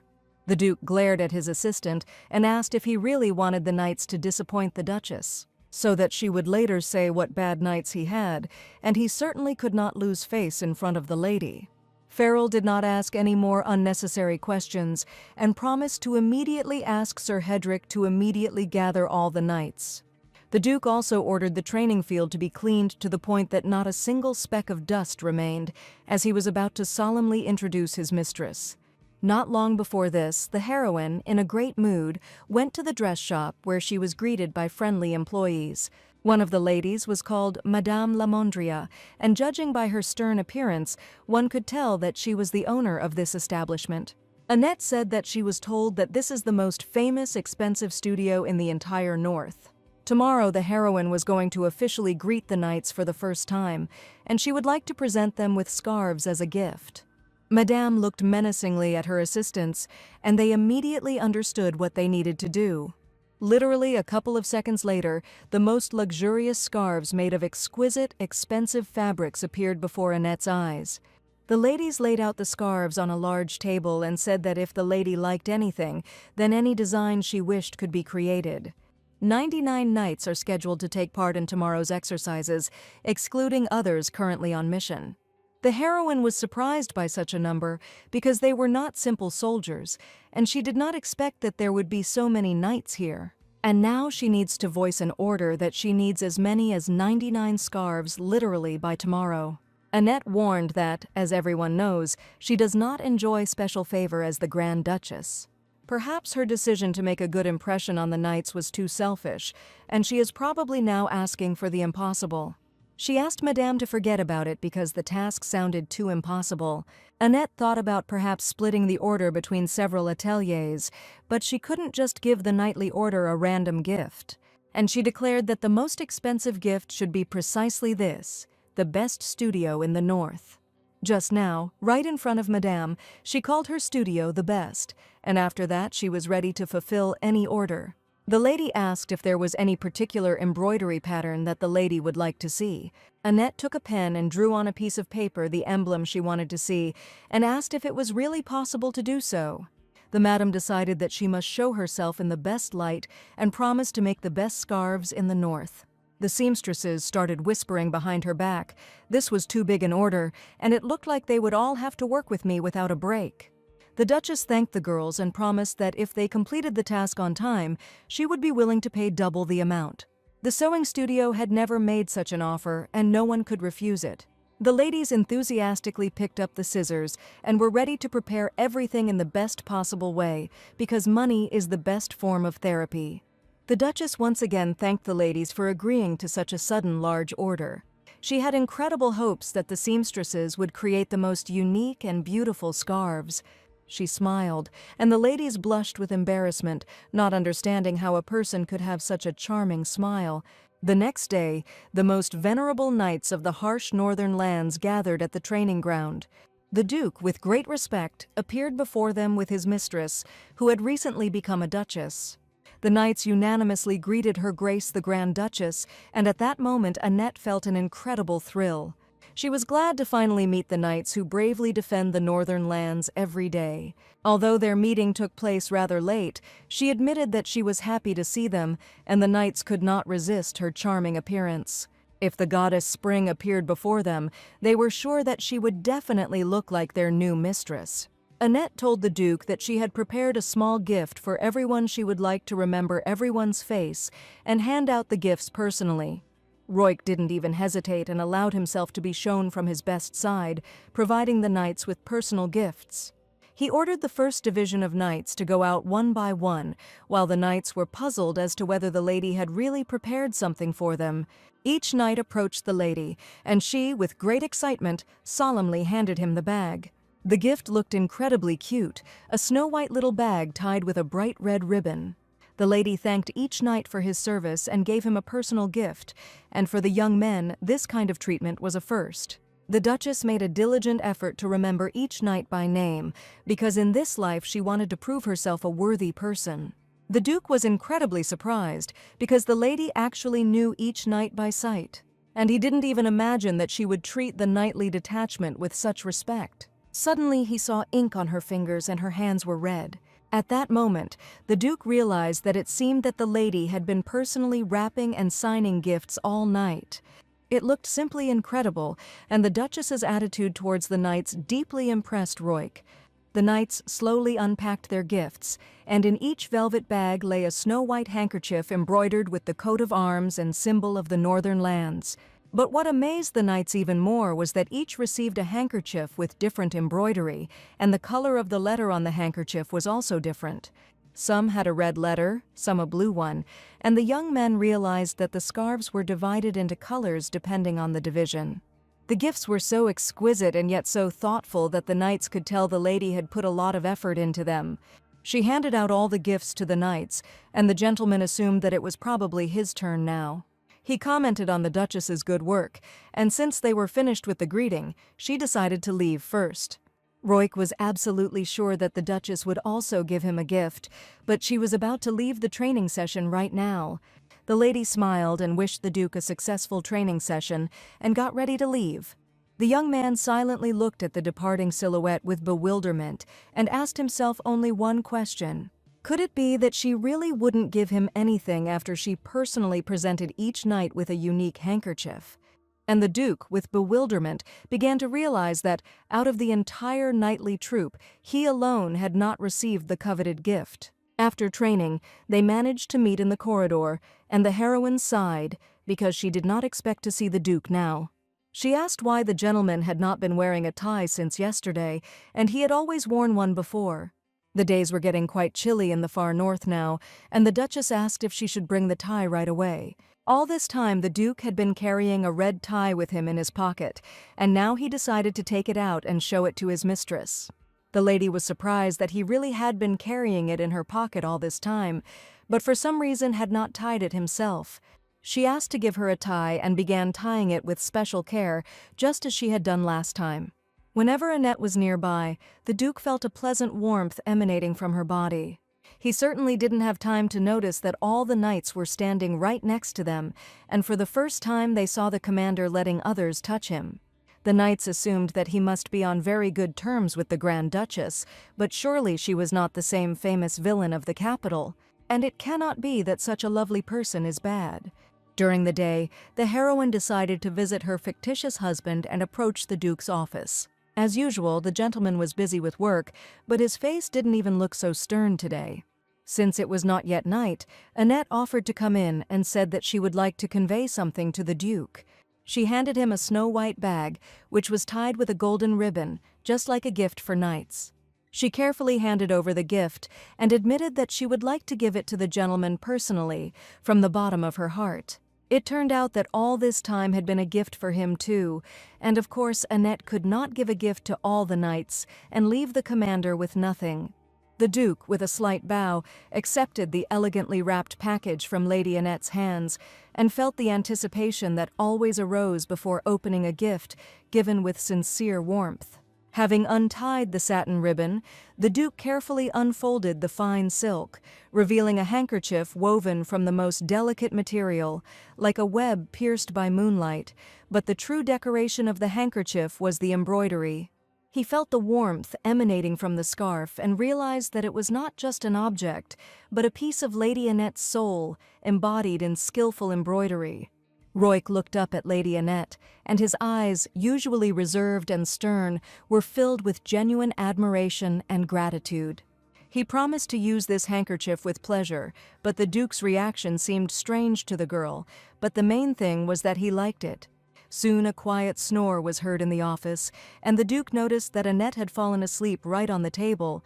The Duke wanted to take her to his room, but he was afraid of hurting her, and even thought about whether he should call the servants.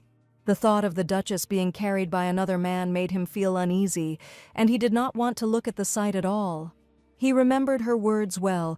Yesterday she confessed that she was not in pain at all, and this means that the curse does not work on her.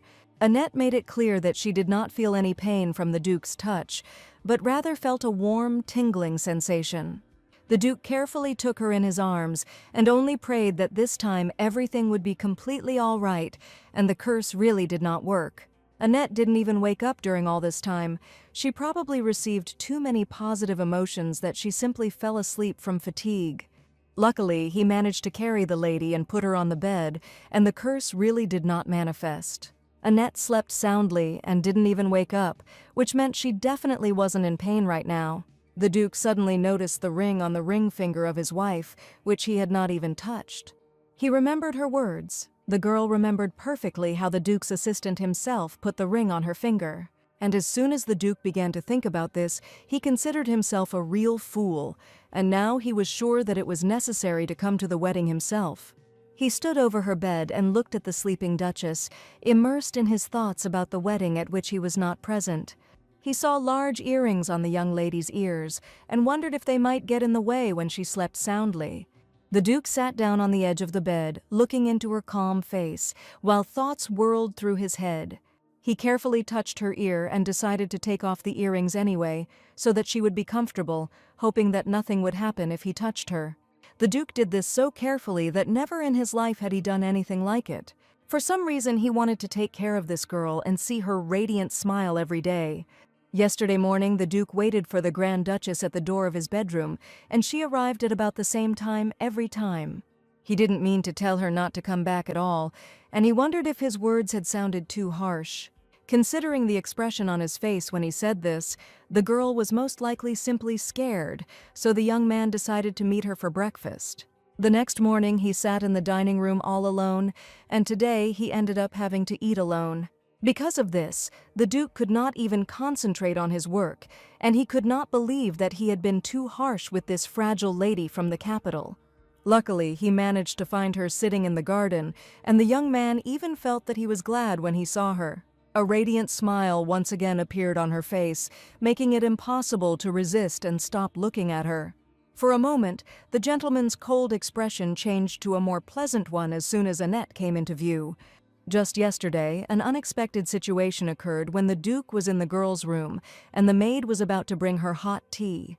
She screamed in surprise as she saw the Duke trying to remove the earrings from his wife's ears.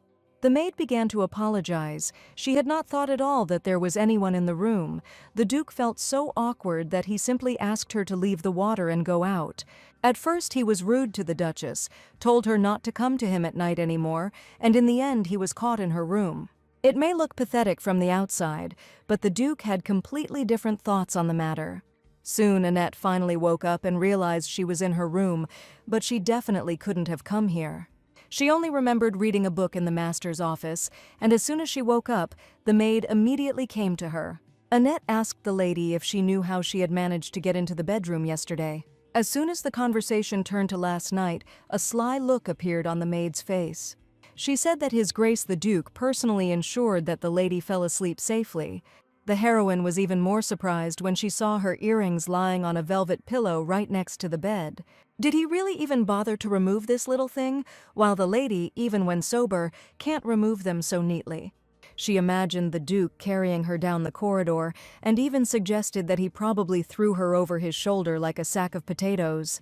In any case, she was now mortally ashamed, and she did not understand how, during the entire time he carried her, she never woke up.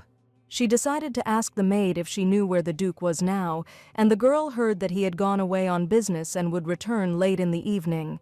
It would be awkward if they collided now, and yet for Annette it was much better. At first, she didn't know what to do without the Duke, but then she decided it would be better to just go eat tomato stew and enjoy the wonderful life of a duchess. She went to Leon's parents, and Marie was incredibly happy to see the lady, although she apologized for having to seat her at a table in the corner. As expected, the stew turned out to be the most delicious in the world again, and even the cook at the Duke's castle cannot compare to Marie when it comes to this dish. Unfortunately, she couldn't eat this stew every day, and Marie suggested leaving the recipe, which wasn't such a secret. The lady felt she was indebted to this lady, and this was even too much on her part. She wondered if perhaps she should do something in return for a main street. There weren't many people here, and it seemed that people came here more to eat than to stay overnight. Annette wondered if the low number of guests was due to the season, but unfortunately, the hotel as a whole rarely saw travelers. Marie admitted that it was only thanks to the lunches that their business was still going strong, and if it weren't for the food, they would have gone out of business long ago. Marie cooked incredibly well, and the Duchess was sorry that there were so few customers. But suddenly, an interesting thought came into her head, and she couldn't even believe how she hadn't thought of it right away. It was good that she had managed to think about this before she left, and the lady came up with a grand plan. She just wanted to do something nice and special for Madame Marie to thank her for her hospitality. She asked how about trying to cook and sell delicious food. Of course, it was up to them to decide whether to listen to the advice or not, but she was confident that the idea would help them increase their profits. After a delicious lunch, she returned to the mansion, where the butler met her and informed her that Madame Lamondria had arrived. His Highness the Duke asked to check the girl's wardrobe, as the season would soon change and it was necessary to buy new clothes. The Duke had become a bit too attentive lately, but he was the type of person who didn't like variety in clothing, and Annette didn't think he cared. And she wondered with horror whether the Duke had decided to do this because he didn't like her dress. Or perhaps it looked so shabby that the Duke decided to buy new clothes as soon as possible. Today the Duke discussed with the knights the problems with the trading company, which had been deliberately underpricing its products, and now they needed to intervene and stop them by force. It sounded like another headache, and the master's assistant was well aware of it. For some reason, the Duke was incredibly silent today, and Farrell asked if he was really thinking about the Duchess right now. He assumed the gentleman wouldn't be smiling because of the problems that had arisen, but there was definitely a smile on his face now. The commander of the Formidable looked at Farrell and said that the young man had managed to become bolder after the arrival of the Duchess. He claimed he was simply checking to see if the Duchess liked the new clothes, but that meant he was still thinking about her. The assistant asked if he had really called a dressmaker from a famous atelier.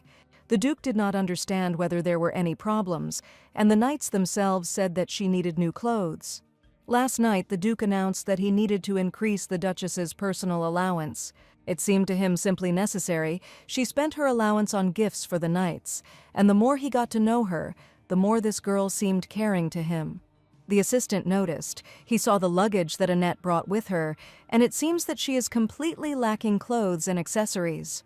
Most of her wardrobe consists of simple and modest dresses, but now that she has become a respectable duchess, she definitely needs luxury. For one simple reason, the Duke did not notice this, because the lady looked simply beautiful in any clothes. He offered to allocate a separate budget for clothes for her ladyship, but she also did not have a servant who could accompany her to the studio. The Duke ordered to find the most famous studios so that they would not be inferior to those in the capital, and had no idea what he should do now. He decided to contact Leon to ask which ateliers in the north were the best. Among the places where noble ladies go, one place is the most popular, and even the handkerchiefs that Her Grace distributed to the knights were made there. Roik didn't understand why all the knights knew the Duchess better than he did, and even knew which studio she went to. Leon suggested to the Duke that since this was a gift, it would probably be better to present it in a different way and hand it over in person. Leon assured that the Duchess, as soon as she saw the gift, would be incredibly delighted with the unexpected surprise. His words were quite logical. The Duke wondered if this could really please the young lady. Noble ladies can be fickle, and some might take this as criticism of her appearance, but the Duke was sure Annette should not think so. If the Duchess feels even the slightest bit offended, then all the knights will certainly be in trouble. Soon the knights returned to the duchy after completing their business, and it was already late at night. They were met by the head butler, and the Duke guessed that Annette had been waiting for him, and it seemed that the surprise gift had brought her a lot of joy. Roik knew it was already quite late, and a visit might seem inappropriate, but the butler suddenly announced that the Duchess had asked Leon to come into her office before she went to her chambers. At that very moment, Leon was ready to fall through the ground and did not understand why the Duchess decided to call him at such a late hour. Even standing behind the Duke, one could sense how angry he was, not understanding what it all meant. And could it really be that all this time his faithful wife, the Duchess, had actually been waiting for Monsieur Léon, and not for her husband at all, and now the Duke needed to figure this out.